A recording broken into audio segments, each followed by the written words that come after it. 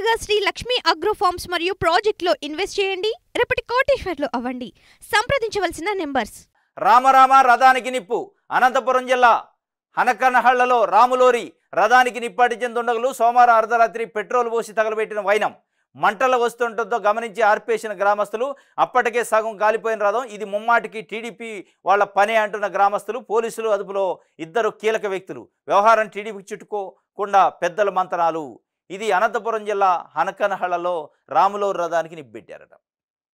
దుండగులట గుర్తు తెలియని వ్యక్తులు మంటలు వస్తుండటం గమనించిన ఆర్పేసిన గ్రామస్తులు. ఇక దీనికి సాక్షి పేపర్ మళ్ళీ ఇంకొక పొలిటికల్ అంటగట్టింది.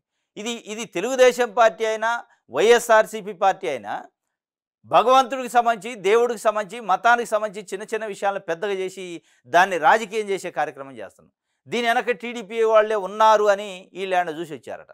ఇక ప్రతిదీ తెలుగుదేశం పార్టీ ఉన్న వాళ్ళు అని ఒకళ్ళు, వైఎస్ఆర్సీపీ ఉందని ఒకళ్ళు. ఇది ఒక సెంటిమెంట్ని రెచ్చగొట్టి దానికి రాజకీయాన్ని లింక్ చేస్తారు. ఇది ధర్మం కాదు, ఇది పద్ధతి కాదు. ఎక్కడ చూసి వచ్చారు తెలుగుదేశం పార్టీ నాయకులు ఉన్నట్టు? ఎట్ట తెలుసు అంటే ఏదో ఒక రంగం మళ్ళీ దీన్ని తెలుగుదేశం పార్టీ నాయకులు కంటగట్టాలని వైఎస్ఆర్సీపీ.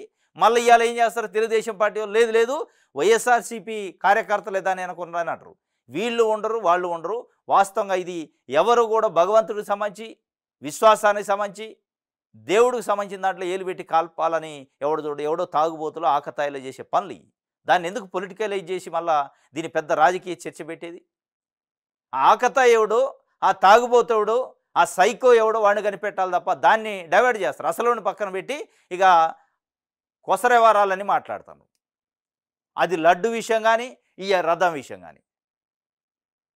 ఇలా రాసింది సాక్షి పేరు. తెలుగుదేశం పార్టీ వాళ్ళే ఉన్నారని గ్రామస్తులు అనుకుంటున్నారని. ఎందుకుంటారు తెలుగుదేశం పార్టీ వాళ్ళు? వాళ్ళకేం పని లేదా? రథాలకు నింపెడతారు. వాళ్ళు హిందువులు కాదా? హిందూ మనోభావాలు దెబ్బతీసేవాడు పొలిటికల్ లీడరు ఎప్పుడు ఇట్లాంటి చేయడు సహజంగా. ఎందుకు చేస్తాడు? ఇది ఒక సెంటిమెంటు.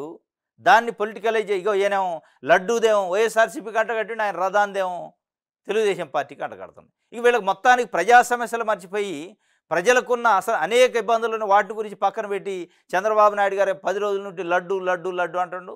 వీళ్ళేమో ఇప్పుడు రథం ఎత్తుకున్నారు. ఇవన్నీ కాదు, ప్రజల గురించి మాట్లాడండి, ప్రజా సమస్యల గురించి మాట్లాడండి. 2 పొలిటికల్ పార్టీలు కూడా ఇవ్వాలి, మర్చిపోయారు మాట్లాడటం. హిందువులంతా ఏకం కావాలి, సనాతన ధర్మంపై ఇష్టం వచ్చినట్టు మాట్లాడితే ఉపేక్షించను. హిందువులు కనీసం కోపం తెచ్చుకోకపోతే ఏం చేయగలం? సెక్యులరిజం 1 వే కాదా 2 వే? అల్లా జీసస్ని ఎవరైనా ఏమైనా అనగలరా? సున్నిత అంశాలపై ప్రకాష్ రాజ్ తెలుసుకొని మాట్లాడాలి ఉప ముఖ్యమంత్రి పవన్ కళ్యాణ్ వ్యాఖ్యలు. హిందువులంతా ఏకం కావాలంటాడు పవన్ కళ్యాణ్ గారు, ఉప ముఖ్యమంత్రి. జనసేన పార్టీ అధ్యక్షుడు, ఒక పొలిటికల్ పార్టీకి అధ్యక్షుడు, ఒక పొలిటికల్ పార్టీ నుంచి ఉప ముఖ్యమంత్రి ఎన్నికైండు. ఆయన ఇలా ఒక మఠాధిపతి చెప్పినట్టు చెప్తుండు. హిందూ మఠాధిపతులు చెప్పినట్టు హిందువులంతా ఏకం కావాలి. ఏకమై ఏం చేయాలి? లడ్డూలో కలిసిన కల్తీ నెయ్యిని బయటికి తీయాలని. లడ్డూలో కలిసిన కల్తీ నెయ్యి కానీ, లడ్డూలో కలిసిన ఆవుకో ఇంకోటో XYZ ఏదన్నా కానీ దానికి ఒక యంత్రాంగం ఉంటుంది. దానికి హిందువులంతా ఏకం కావాల్సిన అవసరం లేదు.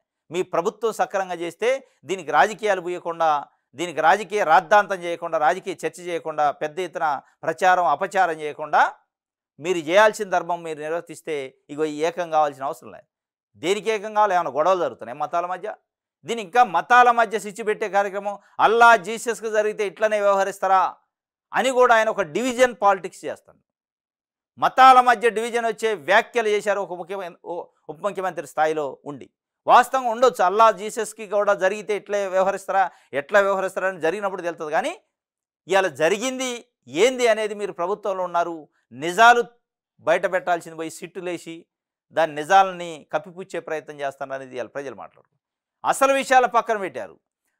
మీరు ఇలా బుడమేరులో, కొల్లేరులో, ఏలేరులో వరదలు వచ్చిన రోజు మీరు బయటికి రాలేదు. ఎందుకంటే నేను ఒక సెలబ్రిటీని, ప్రజలు ఇబ్బంది పడతారు, సెల్ఫీల కోసం వస్తారన్నారు. ఇవాళ మీరు గుళ్ళకు పోయి ఏం చేస్తున్నారు? సంప్రోక్షణ అట చేయండి. మీరు ఒక సామాన్య మనిషి కాదు, ఇవాళ ఒక ఉప ముఖ్యమంత్రి, ఒక పార్టీకి అధ్యక్షుడు. మీరే డివిజన్ చేసి అల్లాకి జీసస్కి జరిగితే ఎట్లా ఉంటుందని అంటే అల్లా జీసస్ ఏంది, హిందూ ఏంది, క్రిస్టియన్ ఏంది, ముస్లిం ఏంది? మీరు ఒక పొలిటికల్ పార్టీ, అన్ని మతాలకి ప్రతినిధి. మీరు అన్ని మతాలు ఉంటాయి, అన్ని కులాలు ఉంటాయి, అన్ని వర్గాలు ఉంటాయి పొలిటికల్ పార్టీలు. ఒక ఉప ముఖ్యమంత్రి రాష్ట్రానికి, ఒక హిందువులకు ముఖ్యమంత్రి, ఉప ముఖ్యమంత్రి కాదు మీరు. అందరికీ ఉప ముఖ్యమంత్రి, రాష్ట్రానికి ఉప ముఖ్యమంత్రి. అటు ఆయన చెప్తుండే ఏకం కావాలని చెప్పాల్సింది మఠాధిపతులు, మీరు కాదు. ప్రకాష్ రాజు అట ఆయన సున్నితమైన అంశాలపై ప్రకాష్ రాజు తెలుసుకొని మాట్లాడాలి, వాస్తవమే తెలుసుకొని మాట్లాడాలి. అది ప్రకాష్ రాజు అయినా, పవన్ కళ్యాణ్ అయినా, చంద్రబాబు నాయుడు అయినా, వైఎస్ జగన్మోహన్ రెడ్డి అయినా. సున్నిత అంశాలను రాజకీయాలకి జోడించి రాద్ధాంతం చేస్తాను. ఇవాళ మీరు ఒక కీలకమైన పదవులు ఉండే మీరే సున్నితమైన అంశాన్ని అల్లా జీసస్ అయితే ఇట్లే చేస్తారన్నాక ఇక ప్రకాష్ రాజుకి ఏం బాధ్యత ఉంటుంది? ఆయన పదవిలో ఉండా, ఆయన కూడా అదే మాట్లాడుతుండు బాధ్యత లేకుండా.